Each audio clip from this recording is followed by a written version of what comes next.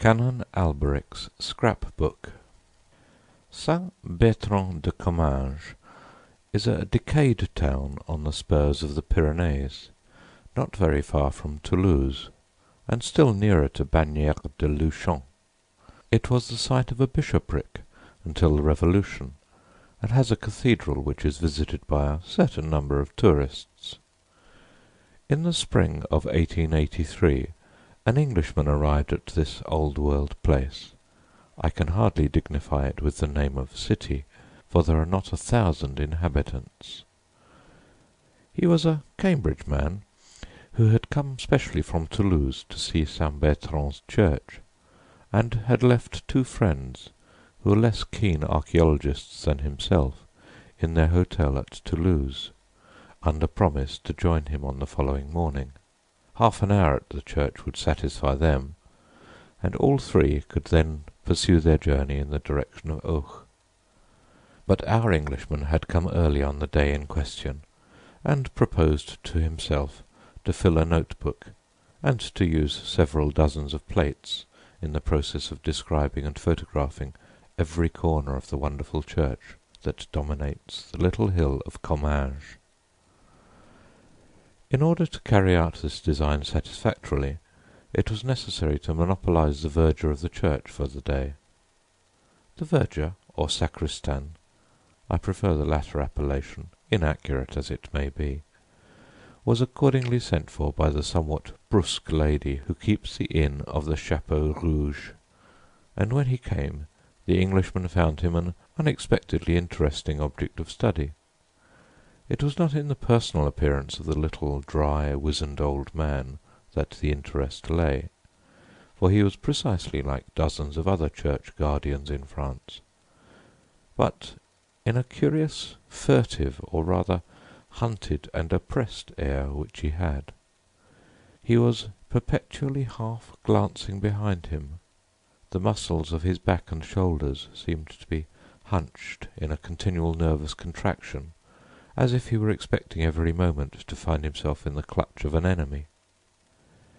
The Englishman hardly knew whether to put him down as a man haunted by a fixed delusion, or as one oppressed by a guilty conscience, or as an unbearably henpecked husband. The probabilities, when reckoned up, certainly pointed to the last idea, but still the impression conveyed was that of a more formidable persecutor even than a termagant wife. However, the Englishman, let us call him Deniston, was soon too deep in his notebook and too busy with his camera to give more than an occasional glance to the sacristan. Whenever he did look at him, he found him at no great distance, either huddling himself back against the wall or crouching in one of the gorgeous stalls. Deniston became rather fidgety after a time. Mingled suspicions that he was keeping the old man from his déjeuner, that he was regarded as likely to make away with Saint-Bertrand's ivory crozier, or with the dusty stuffed crocodile that hangs over the font, began to torment him. "Won't you go home?" he said at last. "I'm quite well able to finish my notes alone. You can lock me in if you like. I shall want at least 2 hours more here, and it must be cold for you, isn't it?" "Good heavens!" said the little man, whom the suggestion seemed to throw into a state of unaccountable terror. "Such a thing cannot be thought of for a moment. Leave monsieur alone in the church? No, no. 2 hours, 3 hours, all will be the same to me. I have breakfasted. I am not at all cold, with many thanks to monsieur." "Very well, my little man," quoth Deniston to himself. "You've been warned, and you must take the consequences." Before the expiration of the 2 hours, the stalls, the enormous dilapidated organ, the choir screen of Bishop Jean de Mauleon, the remnants of glass and tapestry, and the objects in the treasure chamber had been well and truly examined, the sacristan still keeping at Deniston's heels, and every now and then whipping round as if he had been stung, when one or other of the strange noises that trouble a large empty building fell on his ear. Curious noises they were sometimes. Once Deniston said to me. "I could have sworn I heard a thin metallic voice laughing high up in the tower." I darted an inquiring glance at my sacristan. He was white to the lips. "It is he. That is, it is no one. The door is locked," was all that he said, and we looked at each other for a full minute. Another little incident puzzled Deniston a good deal. He was examining a large dark picture that hangs behind the altar, one of a series illustrating the miracles of Saint-Bertrand. The composition of the picture is well nigh indecipherable, but there is a Latin legend below which runs thus: Qualitur es Bertrandus liberavit hominem quem diabolos diu volebat strangulare. How Saint-Bertrand delivered a man whom the devil long sought to strangle. Deniston was turning to the sacristan with a smile and a jocular remark of some sort on his lips, but he was confounded to see the old man on his knees, gazing at the picture with the eye of a suppliant in agony, his hands tightly clasped and a rain of tears on his cheeks.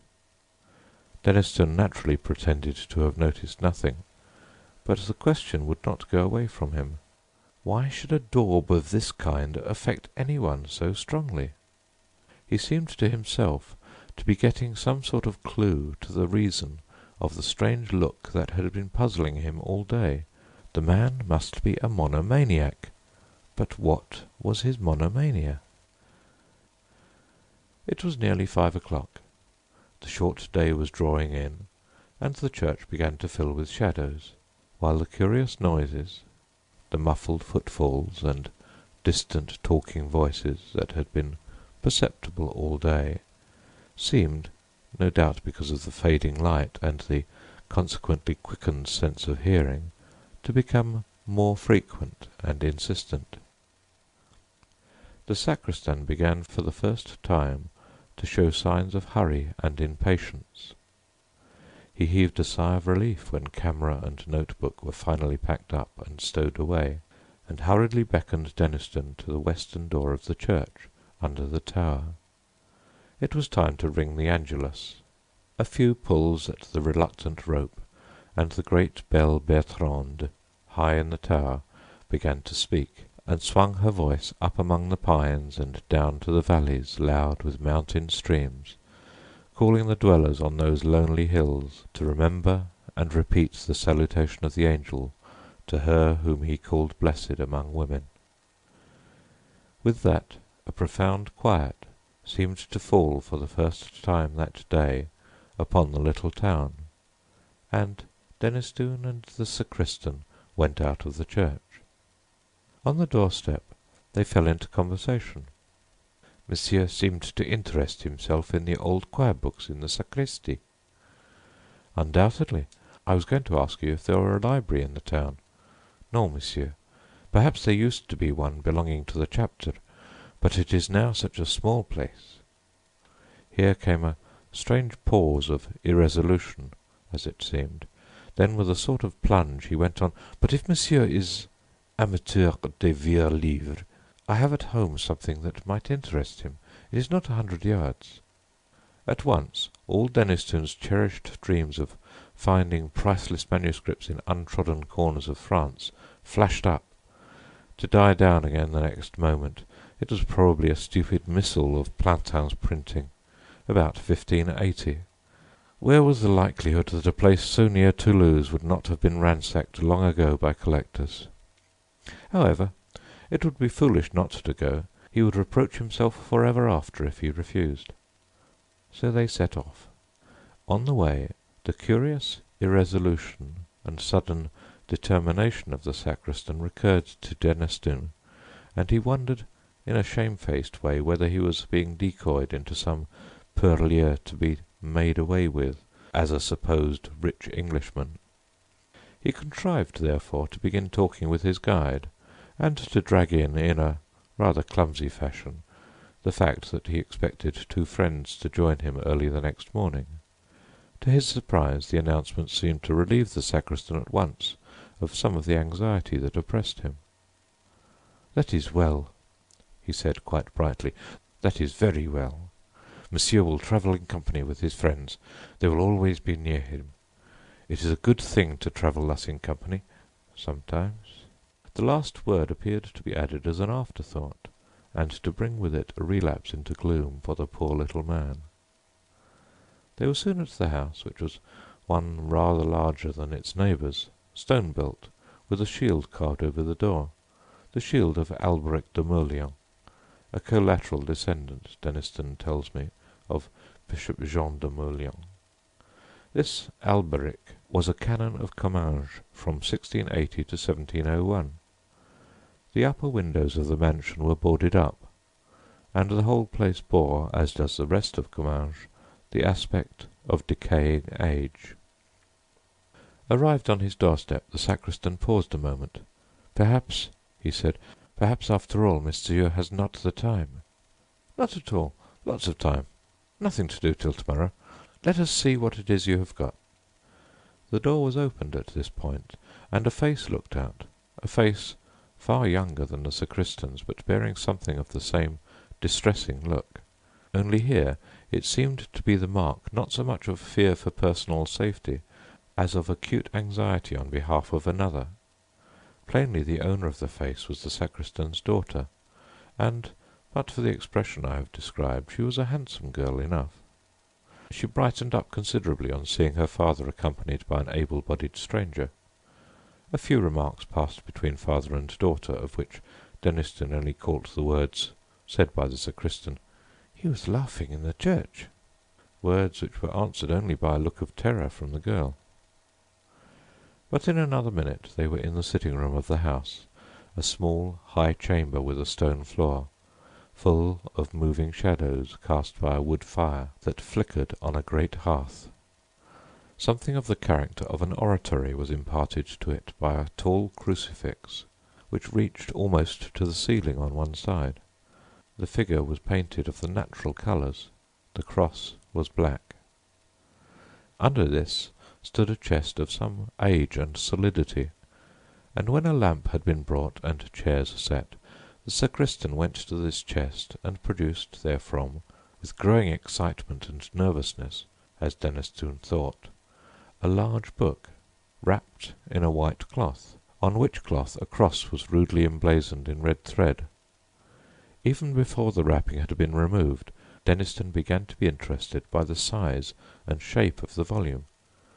Too large for a missal, he thought, and not the shape of an antiphona. Perhaps it may be something good after all.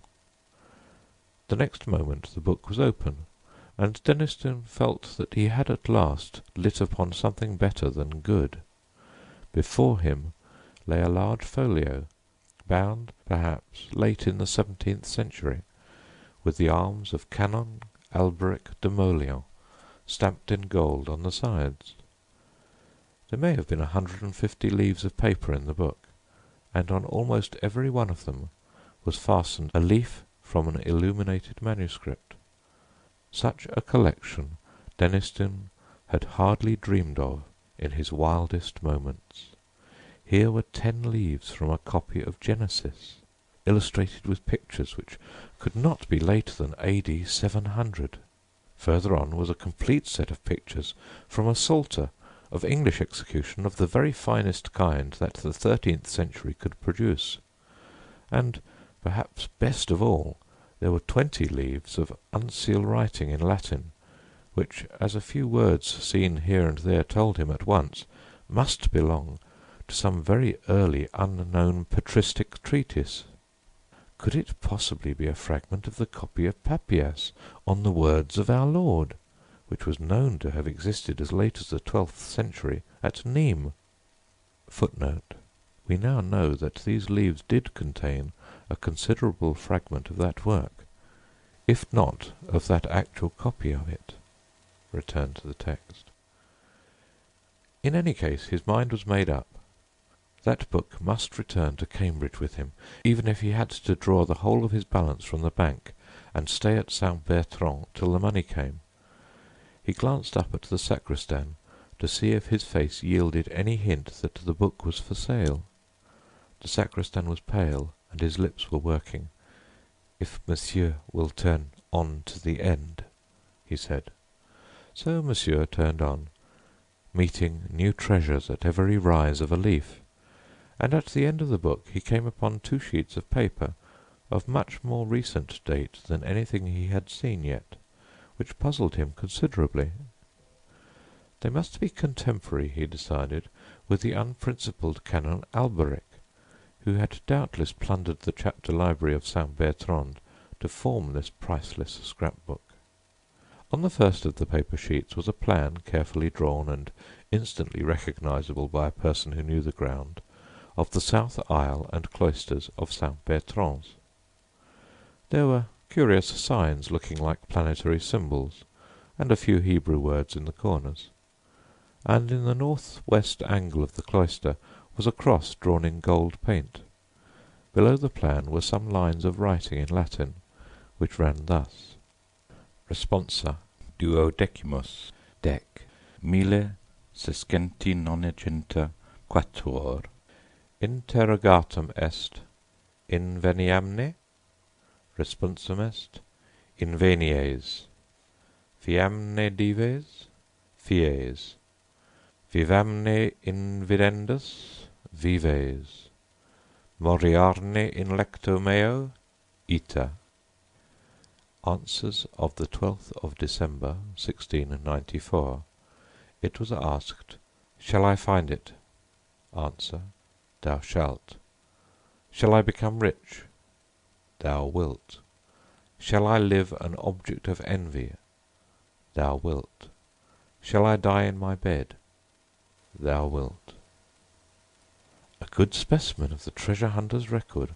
Quite reminds one of Mr. Minor Canon Quatremain in Old St. Paul's, was Deniston's comment, and he turns the leaf.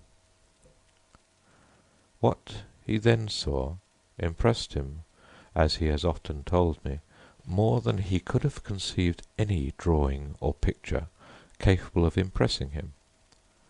And though the drawing he saw is no longer in existence, there is a photograph of it, which I possess, which fully bears out that statement. The picture in question was a sepia drawing at the end of the 17th century, representing, one would say at first sight, a biblical scene. For the architecture, the picture represented an interior, and the figures had that semi-classical flavour about them which the artists of 200 years ago thought appropriate to illustrations of the Bible.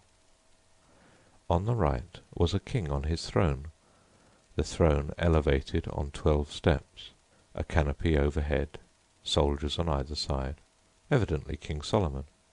He was bending forward with outstretched sceptre, in attitude of command. His face expressed horror and disgust, yet there was in it also the mark of imperious command and confident power. The left half of the picture was the strangest, however, the interest plainly centred there. On the pavement before the throne were grouped 4 soldiers surrounding a crouching figure, which must be described in a moment. A 5th soldier lay dead on the pavement, his neck distorted and his eyeballs starting from his head. The 4 surrounding guards were looking at the king. In their faces the sentiment of horror was intensified. They seemed, in fact, only restrained from flight by their implicit trust in their master. All this terror was plainly excited by the being that crouched in their midst. I entirely despair of conveying by any words the impression which this figure makes upon anyone who looks at it. I recollect once showing the photograph of the drawing to a lecturer on morphology, a person of, I was going to say, abnormally sane and unimaginative habits of mind. He absolutely refused to be alone for the rest of that evening, and he told me afterwards that for many nights he had not dared to put out his light before going to sleep. However, the main traits of the figure I can at least indicate. At first you saw only a mass of coarse, matted black hair. Presently it was seen that this covered a body of fearful thinness, almost a skeleton. but with the muscles standing out like wires. The hands were of a dusky pallor, covered like the body with long coarse hairs and hideously taloned. The eyes, touched in with a burning yellow, had intensely black pupils, and were fixed upon the throned king with a look of beast-like hate. Imagine one of the awful bird-catching spiders of South America translated into human form, and endowed with intelligence just less than human, and you will have some faint conception of the terror inspired by the appalling effigy. One remark is universally made by those to whom I have shown the picture: it was drawn from the life. As soon as the first shock of his irresistible fright had subsided, Deniston stole a look at his hosts. The sacristan's hands were pressed upon his eyes. His daughter, looking up at the cross on the wall, was telling her beads feverishly. At last the question was asked, "Is this book for sale?"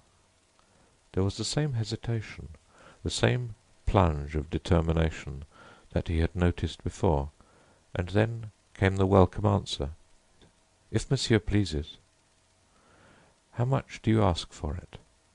I will take 250 francs. This was confounding. Even a collector's conscience is sometimes stirred, and Deniston's conscience was tenderer than a collector's. "My good man," he said again and again, "your book is worth far more than 250 francs. I assure you, far more." But the answer did not vary. "I will take 250 francs, not more." There was really no possibility of refusing such a chance. The money was paid, the receipt signed, a glass of wine drunk over the transaction, and then the sacristan seemed to become a new man. He stood upright, he ceased to throw those suspicious glances behind him, he actually laughed or tried to laugh. Deniston rose to go. "I shall have the honor of accompanying monsieur to his hotel?" said the sacristan. "Oh, no, thanks. It isn't 100 yards. I know the way perfectly, and there is a moon." The offer was pressed 3 or 4 times, and refused as often. "Then monsieur will summon me if he finds occasion. He will keep the middle of the road, the sides are so rough." "Certainly, certainly," said Deniston, who was impatient to examine his prize by himself, and he stepped out into the passage with his book under his arm. Here he was met by the daughter.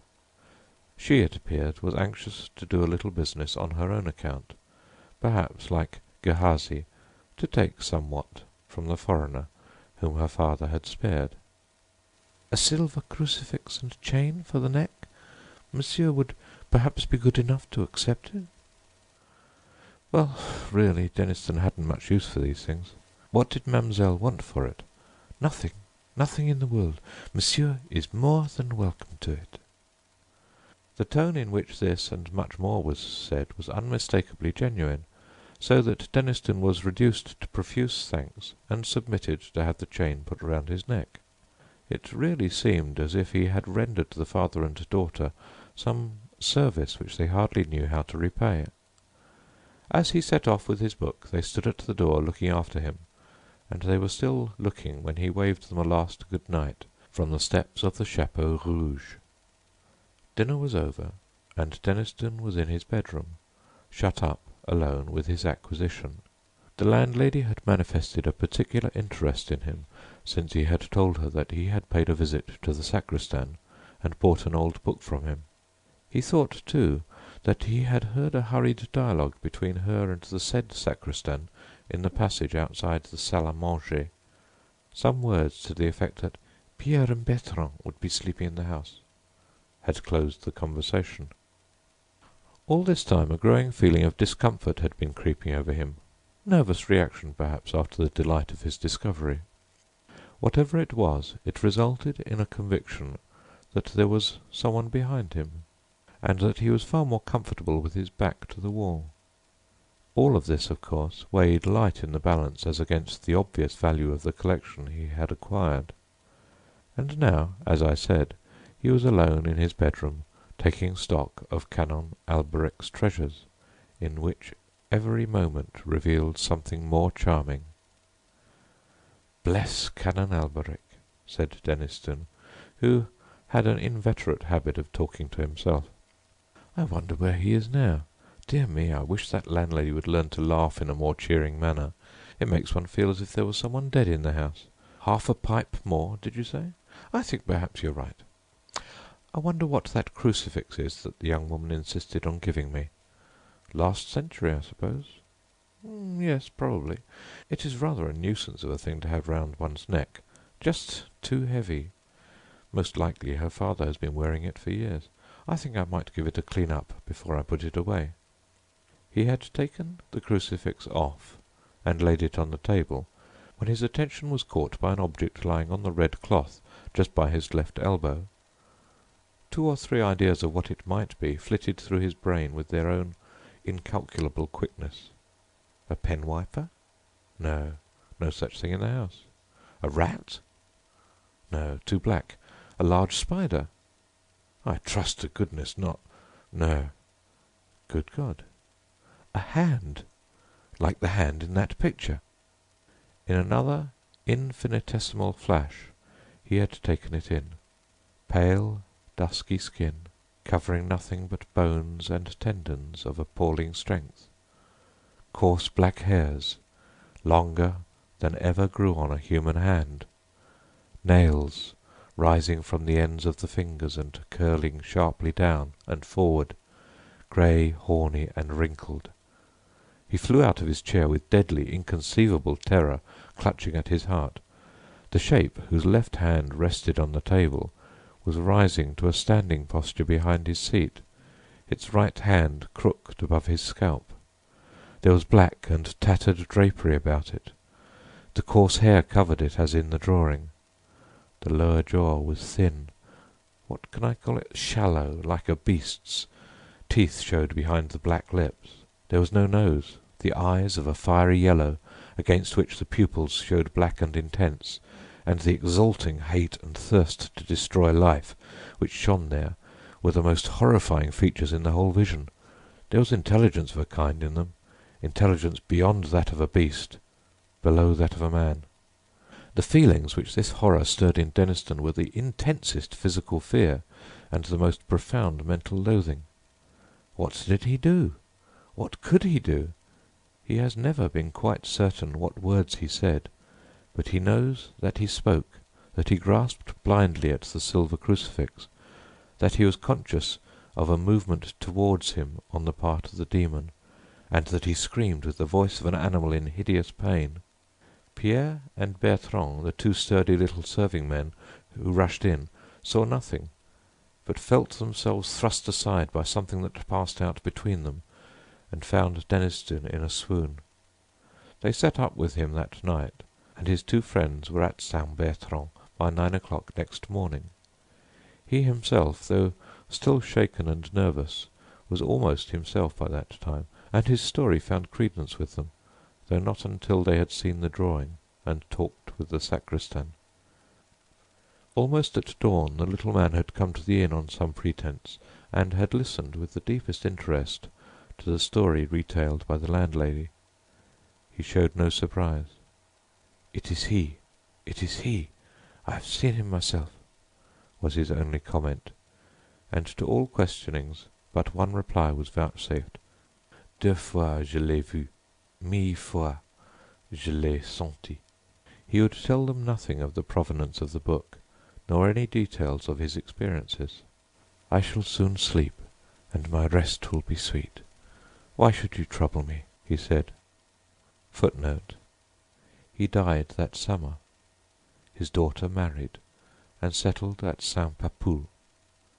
She never understood the circumstances of her father's obsession. Return to text. We shall never know what he or Canon Alberic de Mauleon suffered.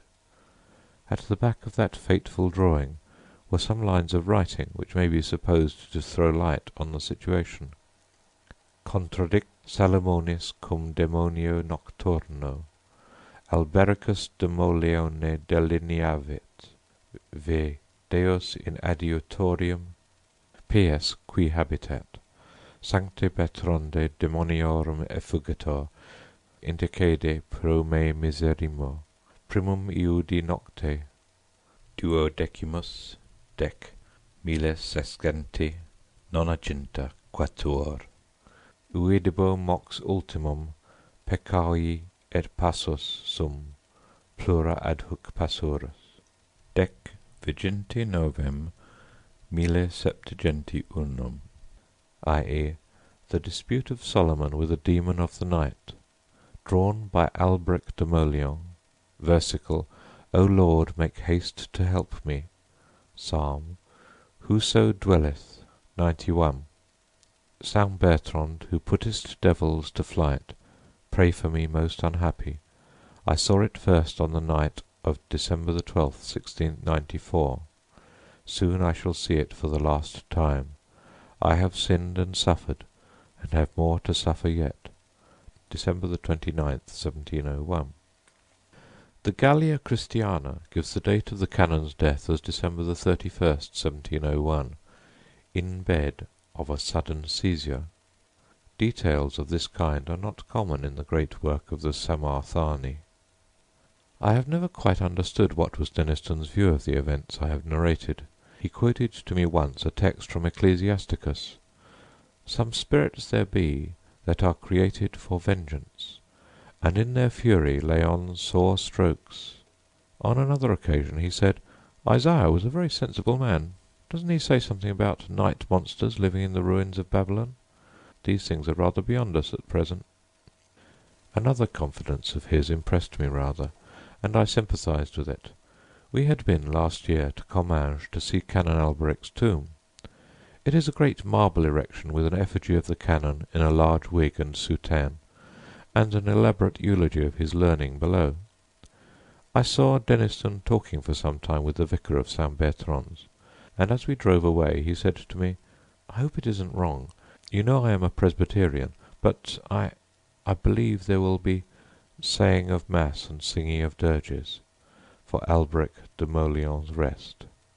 Then he added, with a touch of the northern British in his tone, "I had no notion they came so dear." The book is in the Wentworth collection at Cambridge. The drawing was photographed and then burned by Deniston on the day when he left Comminges on the occasion of his first visit. End of Canon Alberic's Scrapbook.